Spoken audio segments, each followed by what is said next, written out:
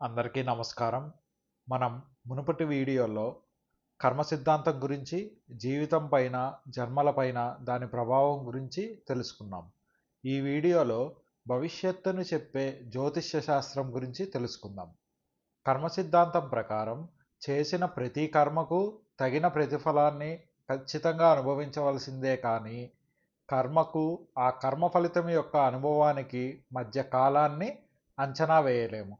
ఇలా చేసిన కర్మలను బట్టి భవిష్యత్తులో మనం అనుభవించాల్సిన కర్మ ఫలితాల గురించి చెప్పేదే జ్యోతిష్య శాస్త్రం. అలా అని ప్రతి భవిష్యత్తు అనుభవం గురించి చెప్పుటకు వీలు కాదు. ఎందుకంటే కొన్ని అనుభవాలు ప్రస్తుతం మనం చేసే కర్మపై కూడా ఆధారపడి ఉంటాయి కదా. విశ్వంలో ప్రతిదీ ఒకదానికి ఒకటి పరస్పరం అనుసంధానించబడి ఉంటాయి. అలానే భవిష్యత్తులో కొన్ని అనుభవాలను తెలుసుకోవడానికి పూర్వకర్మ ఫలితాలను చేతిరేఖల రూపంలో మనం పుట్టిన తేదీ, కాలం, ప్రదేశం, గ్రహాల స్థానాల ద్వారా సూచనలు తెలుపుతాయి. వాటిని స్పష్టంగా అర్థం చేసుకొని మన భవిష్యత్తు అనుభవాల గురించి పూర్తిగా చెప్పగలిగేవారు చాలా అరుదని చెప్పవచ్చు.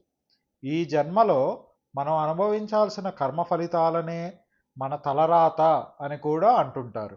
ఇక ఈ తలరాతను మార్చగలమా అనే విషయాన్ని గురించి తెలుసుకుందాం. మనం మన పూర్వకర్మలను మార్చలేము, కావున రాసిన తలరాతను మార్చలేము. కానీ ప్రస్తుతం మనం చేసే కర్మల ద్వారా వాటి ప్రభావాన్ని కొంతవరకు తగ్గించుకోవచ్చు. ఇందాక చెప్పుకున్నట్లు విశ్వంలో ప్రతిదీ ఒకదానికి ఒకటి పరస్పరం అనుసంధానించబడి ఉంటాయి కదా. కనుక మనం మన తలరాతను అనుభవించడానికి విశ్వంలో ప్రతి అణువు దానికి అనుగుణంగా మనపై ప్రభావం చూపిస్తాయి. అందులో ఎటువంటి సందేహమూ లేదు. కానీ ఈ విశ్వాన్ని సృష్టించి నడిపిస్తున్న పరమాత్మ శక్తి ముందు తన ఆధీనంలో ఉన్న ఈ అణువులు, పంచభూతాలు, గ్రహాల ప్రభావం నిలవలేదు. కనుక మీరు పరమాత్మకు సర్వస్య శరణాగతి చెందటం చేత ఈ కర్మ ఫలితాల ప్రభావం నుంచి బయటపడవచ్చు.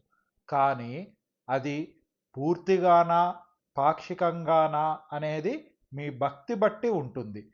ఇది భక్తి యోగులు తెలిపే ఒక మార్గం.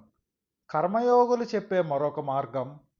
మీరు మీ సంకల్ప శక్తితో, దృఢ నిశ్చయంతో మీ యొక్క తలరాతను మార్చుకోగలరు.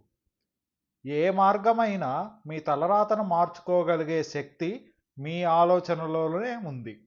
ఒకటి సంకల్ప శక్తి, రెండవది పరాభక్తి. మీ ఆలోచన తీరు మారనంత వరకు ఏ జ్యోతిష్యులు పండితులు చెప్పే పూజలు, వ్రతాలు, రంగురాళ్ళు, తాయెత్తులు ఏవీ మీ తలరాతను మార్చలేవు. అవి కేవలం మీ ఆలోచన శక్తికి ఊతంలాగే పనిచేస్తాయి. ఈ విధంగా ఆలోచించి జ్యోతిష శాస్త్రాన్ని పూర్తిగా వ్యతిరేకించకుండా, అలా అని వాటికి భయపడకుండా పరిపూర్ణమైన జ్ఞానంతో జీవిస్తూ పరమానందం పొందాలని కోరుకుంటున్నాను. ఈ వీడియో మొత్తం చివరిదాకా చూసినందుకు ధన్యవాదాలు. కంటెంట్ మీకు నచ్చిందని ఆశిస్తున్నాను. ఈ వీడియోలోని కంటెంట్ మీకు నచ్చినట్లయితే లైక్ చేయండి. మీ శ్రేయోభిలాషులతో పాటు నలుగురికి చేరవేయదలుచుకుంటే షేర్ చేయండి. మీ అభిప్రాయములను క్రింద కామెంట్స్ ద్వారా తెలియపరచండి.